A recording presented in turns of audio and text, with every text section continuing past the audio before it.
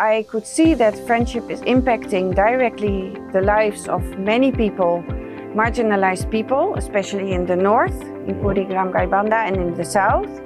And I only believe in development if it impacts lives in a positive way. That is the first reason. And the second reason is that I was very much inspired by the leader, by CEO Runa Khan. Those people, basically, they have no access to education nor to health, and are suffering every day to have enough income to live. And what I can see, what friendship does, is really providing the services that people need. Poverty and disability are very interrelated. So, for example, 80% of the whole population in the world who have a disability live in middle and low income countries. Development is also political in that way that you try to do better for the people. I think Bangladesh is doing good.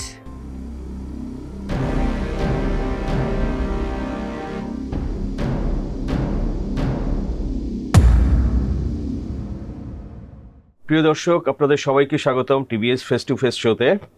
দর্শক, আমি সাজ্জাদুর রহমান আছি আজকে আপনাদের সঙ্গে আলোচনায়। আমাদের সঙ্গে স্টুডিওতে আছেন বেতেকে দি গে ফোর্টম্যান, ডাইরেক্টর ফ্রেন্ডশিপ নেদারল্যান্ডস। দর্শক, আমরা জানি যে ফ্রেন্ডশিপ একটা নন গভর্নমেন্ট অর্গানাইজেশন, এনজিও, যারা বাংলাদেশ সহ পৃথিবীর বিভিন্ন দেশে কাজ করে থাকে। বাংলাদেশে ফ্রেন্ডশিপটা অনেকের কাছে পরিচিত নেম। ফ্রেন্ডশিপ হচ্ছে বাংলাদেশের চরাঞ্চলে কাজ করে, আমরা জানি কোস্টাল বেল্টে কাজ করে।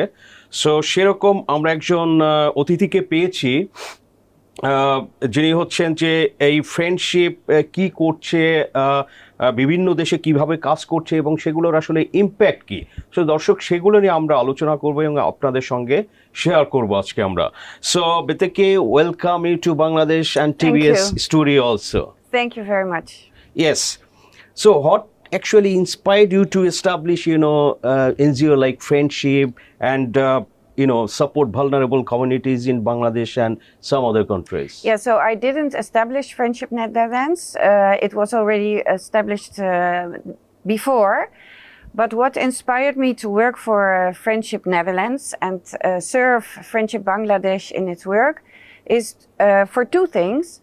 Number one, I could see that friendship is impacting directly the lives of many people, marginalized people, especially in the north, in Banda, and in the south. And I only believe in development if it impacts lives in a positive way. That is the first reason. And the second reason is that I was very much inspired by the leader, by CEO Runa Khan, and by many other professionals who are working for friendship in Bangladesh, but also in Europe. So what is the impact? You are, as you said, in northern Bangladesh, Kurigram, Yes. Gaibanda, and I think coastal belt. Yeah. So can you give some examples of changes, the positive impact on the people in those areas? Yeah, so the people who live there in the Chars, it's a very remote area. I have never seen a remote area in such a way. Like sometimes it takes 4 or 5 or 6 hours to arrive to an island. And those people, basically, they have no access to education nor to health, and are suffering every day to have enough income to live. And what I can see, what friendship does, is really providing the services that people need for health, education, and also economic development. So that is what I see. And what I also see is that it is not a one-day change, but I'm convinced that those people have a better life until the next generations. And for me, impact is having changes until the next generations. Okay, so you work with disability. Yes. I think you are, an expert maybe on that issues. Yeah. So how, disability and poverty, related? Yeah. Yeah, so when I started my professional career more than 20 years ago, I started working with disability inclusion. So how to include persons with a disability in the society, in their own community. And it is evident that poverty and disability are very interrelated. Okay. So, for example, 80% of the whole population in the world who have a disability live in middle and low income countries. Okay. So, and the poorer you are, the more chance you have to get a disability. And also, once you have a disability, then the chance is very high that you become even poorer because you have no access basically to services and to income, because there is still stigma, exclusion, etc. So as you said, poor people have more chances to become disabled. Yes. So is it that they cannot or their parents cannot take adequate food, nutrition and all, and that cause this disability? Nutrition is a very important cause of disability, but also not having access to proper mother and child health care. Yeah. Most of the birth defects can be prevented by institutional delivery, so delivery in hospitals and in clinics. And in many cases, very poor and marginalized communities don't have access. So the women, they give delivery at home, and that really increases the chance of having a child with a disability because there is prolonged labor. So these kind of not having access to good quality healthcare is one of the main reasons of developing a birth defect or for a child for developing a disability. Yeah, friendship has a big exposure in Bangladesh's Chor area. Yes. So how friendship is changing the lives there? Can you share some points? So here? when Runa Khan, she started friendship, she found out that this area basically has no access to services from government, but also not from NGOs, from corporate companies, because it's very remote. So it's really difficult to provide services to the people. So friendship started with the hospital boat, with health services.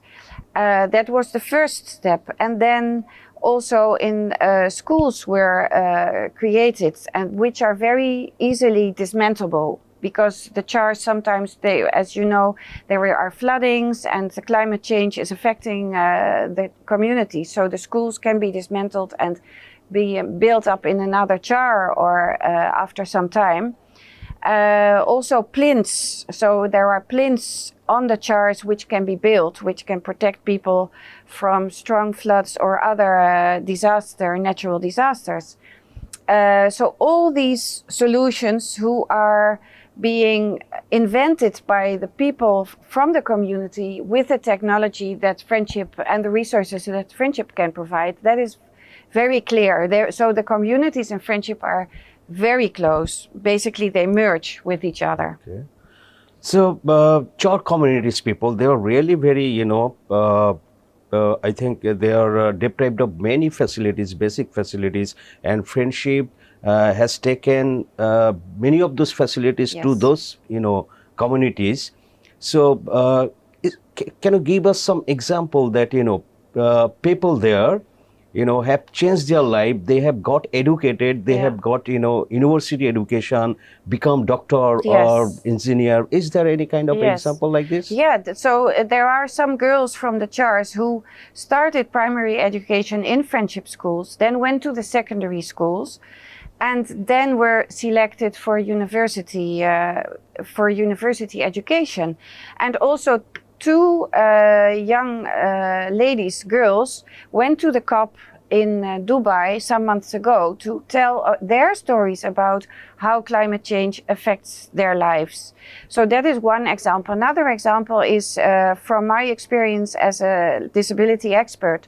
What I can see is that friendship in our program, we link people with a disability with the local government system.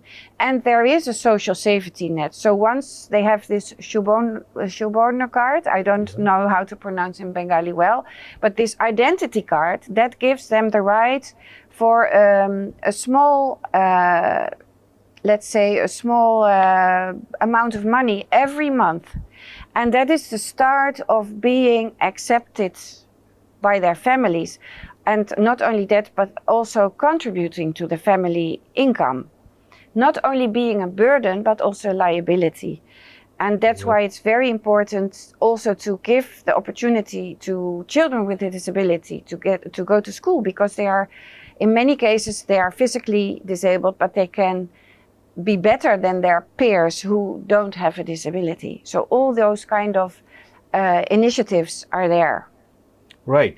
So, Friendship is doing, and there are, hundreds of NGOs in Bangladesh, probably you know it. Yes. They have been working in rural Bangladesh for decades. Yes. And, now the present Bangladesh, health, education, so many people believe that NGOs have a big role, big contribution to, education, health services, even birth control awareness and everything. So do you think still many Bangladesh needs to do many things, because still people, around 18% people are below the poverty line. Yeah. And a lot of people is still out of the school or drop out from primary school. So how can NGOs can contribute more to uplift those people?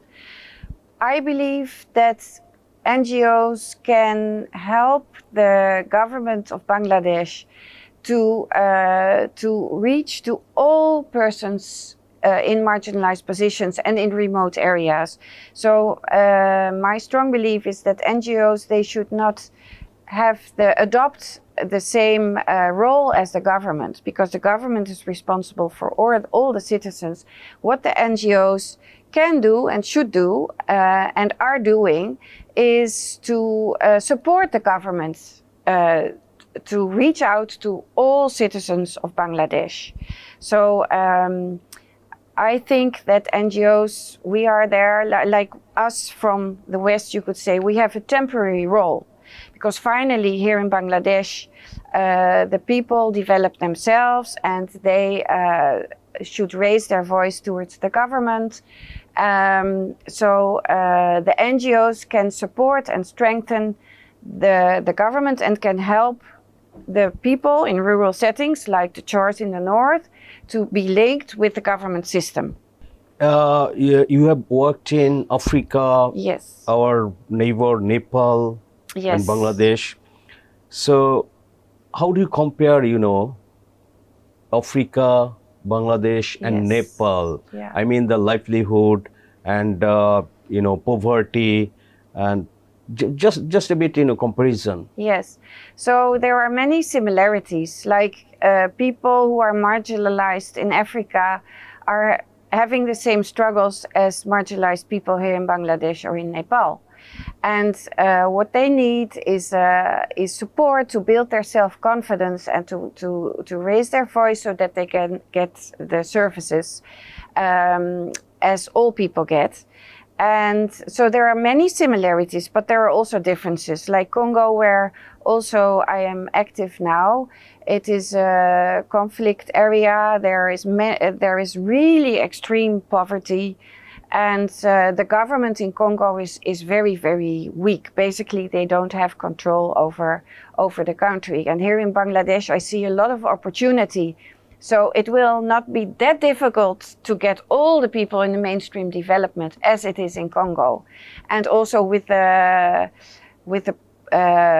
objective of the government to have smart Bangladesh, to reach out to all persons in marginalized areas and also with a disability. I think there is a huge opportunity for Bangladesh to be an example in reaching out to all their citizens. Right. As Bangladesh is a very small country, and particularly road infrastructure has improved a lot. Yes. I think Char or remote areas 20 years back, now it is different. Yes. It is very connected, and government agencies and NGOs can reach to those areas very easily nowadays. Yeah. So as you have worked in many countries, so have you encountered any challenges?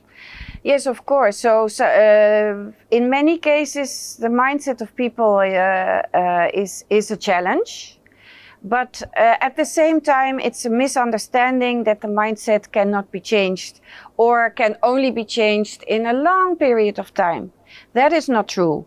If you can show visible results in the lives of people, positive changes, then the mindset can change very rapidly. We can see it in our work in friendship areas, that persons with a disability were not accepted, were excluded. Even the parents didn't dare to show their love to children to their child with a disability. But if there are some examples of children who get operation, medical treatment, or an assistive device, then the mindset changes very, very soon. The mother and the father show their love, and the community embraces these children. You don't have to wait for 10 or 20 years. Right. As we are talking, before starting this negotiation, that you are from a politician's family. Yes. So you did not enter into the politics. Well, development is also political in that way that you try to do better for the people. But I have chosen to spend my professional career in to give support to countries, low and middle income countries. And maybe that is because I was not born in Africa. I was born in the Netherlands, but with my parents and my sisters, we lived in Zambia.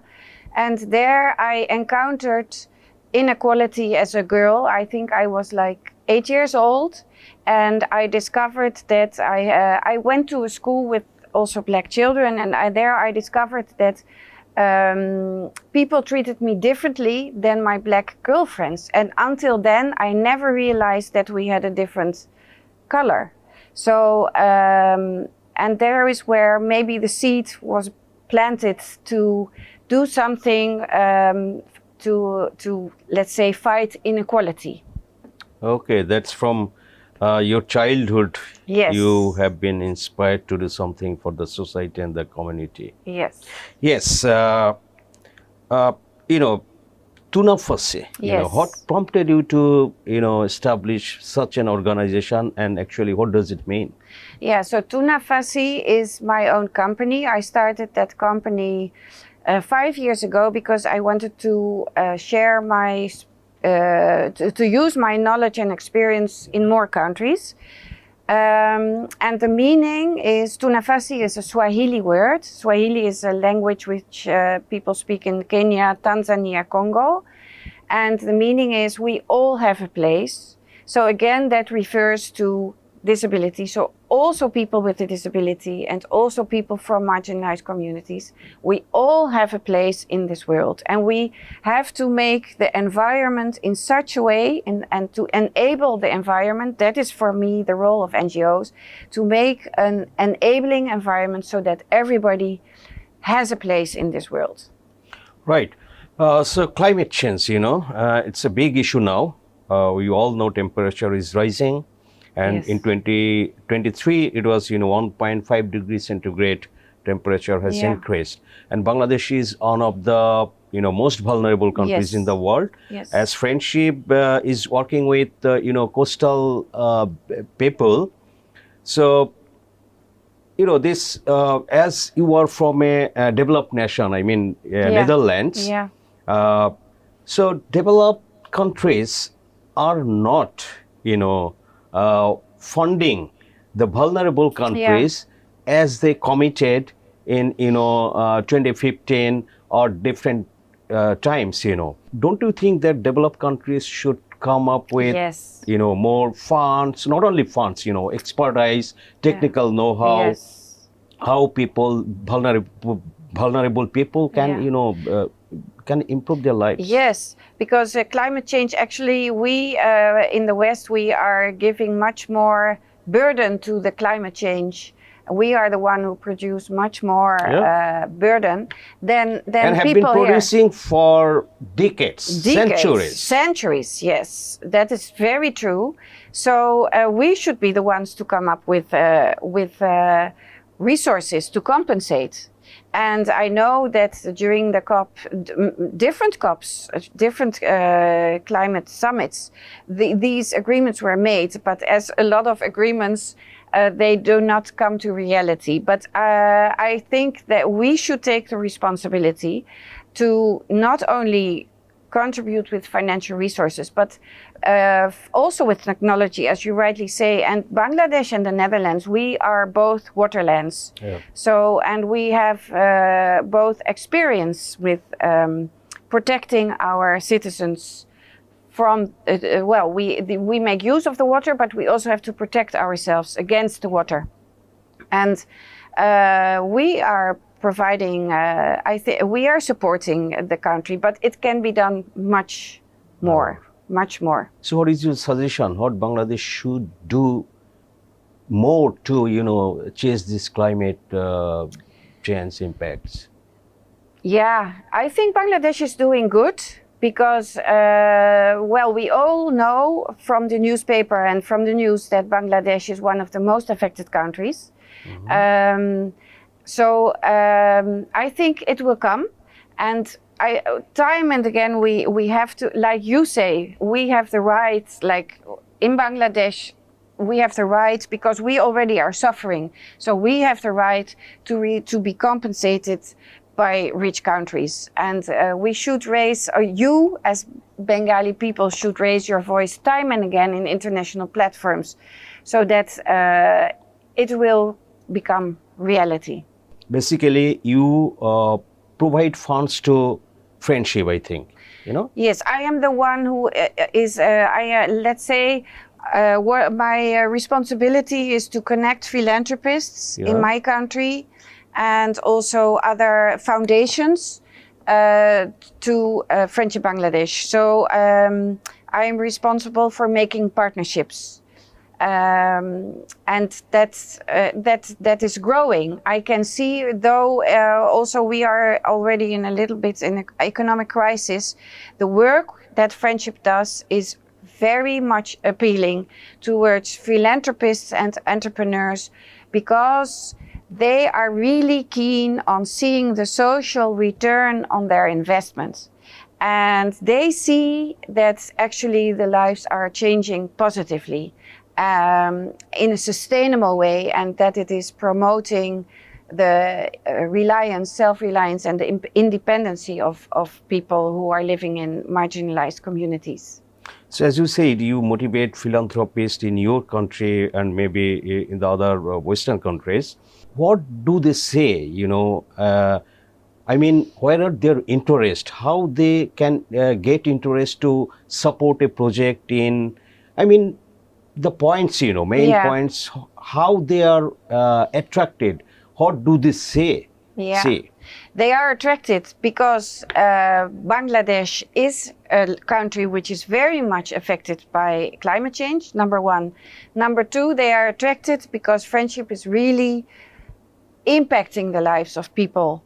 And number three, there are very inspiring persons, leaders working in Friendship. I think these are the three main issues. And for me, I always tell the stories of Friendship, and because I can tell stories of life-changing events in persons' lives, that really helps to get resources unlocked. So during this visit, are you exploring any new thing, any new opportunities in Bangladesh where you can work? Well, not new. I believe my role is to serve Friendship Bangladesh. So wherever Friendship Bangladesh, wherever their need is, and they know very good because they are from Bangladesh. So whatever they identify as new needs, I will try to support them in one way or another. So it's not me to explore new things in a country which is not mine. But I really am here to support wherever the organization goes. And of course, I also contribute with my ideas. And that is how what is the mission of this visit and other visits as well. Okay, so we are almost at the end of the conversation. So on a light note, because maybe these questions will be in some viewers' mind that, Betteke de Gaay Fortman. So just share some points about this Fortman. About my family, Yeah. so I am the daughter of a politician, a Dutch politician, and my grandfather was also a minister of justice, and this is it, and we have. I'm very proud of my family because. We contributed to many. We try to contribute to many issues in the Dutch society, but also abroad. So your grandfather was politician, your father was politician. Yes. Your brothers, sisters, anybody? No, not politicians, but they're working in different sectors of society. And my father, he stopped being a politician because it was not an easy job for him. And then he was a professor, and basically he taught many students from low and middle income countries like Bangladesh, Nepal, Africa. And so we always had people from abroad in our home. Oh, yeah. So we are very used to have these intercultural exchanges. Yeah, that's and I'm great. very proud of that. And it gives me a huge opportunity to do my work in a nice and good way, in my belief. Yes. Any points you want to share with the viewers today? Well, I'm very honored to be in Bangladesh. I'm very honored to be interviewed by you. Thank you. And I really wish the country, the best in these difficult times, in these difficult climate changing times. And I hope that there will be a lot of connection between Bangladesh and the Netherlands, so that we can support more than we do now. Betteke, thank you very much for being with us today. Thank you. Thank you. Thank you. দর্শক, আমরা আলোচনা করলাম Betteke de Gaay Fortman, director of Friendship Netherlands. So দর্শক, বিভিন্ন বিষয়ে আলোচনা করলাম যে ফ্রেন্ডশিপ কি করছে, কিভাবে আসলে ফান্ডগুলো মোবিলাইজ হয়, ফিলান্থ্রপিস্টদের কিভাবে তারা পুল করে, এবং বাংলাদেশ, নেপাল সহ আফ্রিকার বিভিন্ন দেশে তারা কাজ করে থাকে। এবং আমরা তার কিছু পার্সোনাল ব্যক্তিগত বিষয়ে আমরা জানলাম যে ফোর্টম্যান তার নামের সঙ্গে দর্শক দেখবেন সেটা হচ্ছে তাদের ফ্যামিলি নেম টাইটেল, এবং একটা রাজনৈতিক ফ্যামিলি যদি আমরা বলি, ওনার দাদাও রাজনীতি করতেন, বাবা করতেন, মিনিস্টার ছিলেন। সো সেরকম একজন লোক আসলে ফিলান্থ্রপিস্ট হয়েছেন এবং বাংলাদেশ সহ পৃথিবীর বিভিন্ন দেশে কাজ করে থাকেন পিছিয়ে পড়া মানুষের ভাগ্য উন্নয়নে। সো দর্শক, আজকে এই পর্যন্তই। আমাদের আলোচনা ভালো লাগলে লাইক করবেন, শেয়ার করবেন। ধন্যবাদ সবাইকে।